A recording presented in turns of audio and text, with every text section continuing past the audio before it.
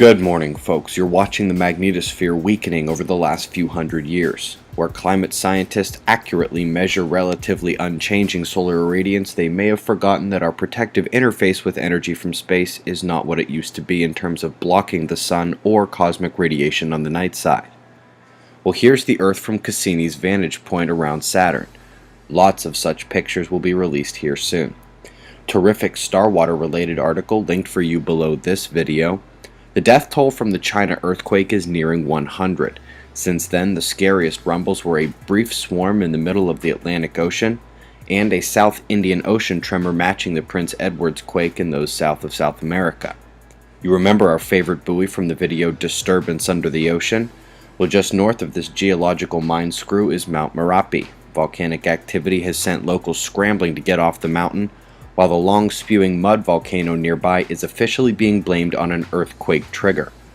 Those who know the weather recognize this as the first real tropical wave candidate we've seen this season.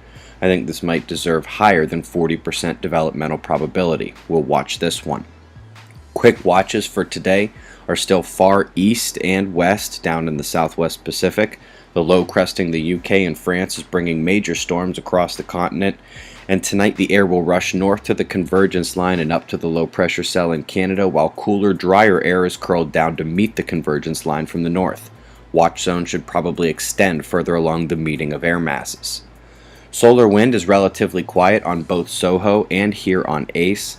KP index shows we're all green.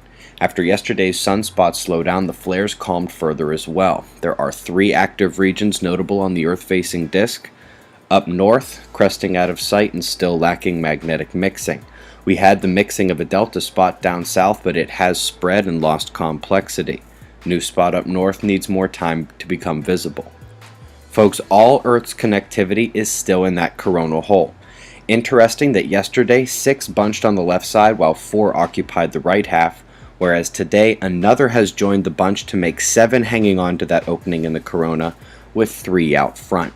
It's tough to imagine they will all stay within this departing feature in the coming days. Regardless, the central coronal hole has already set her stream at Earth, and we expect that in 2 to 3 days. Top left, you see a gap in the corona. This is the thin edge of another coronal hole cresting the limb now. I hope that helps you see why coronal holes appear dark due to lack of coronal particle detection, but that it's not a hole all the way down into the sun. It's easy to dream a dream, folks, but it's harder to live it. It's a big week for me. I'm hoping to redefine dedication, work ethic, news reporting, and I'll humbly take as much advice from this invaluable collective as I can. Eyes open. No fear. It's 6:30 a.m. Eastern Time, and that's the news. Be safe, everyone.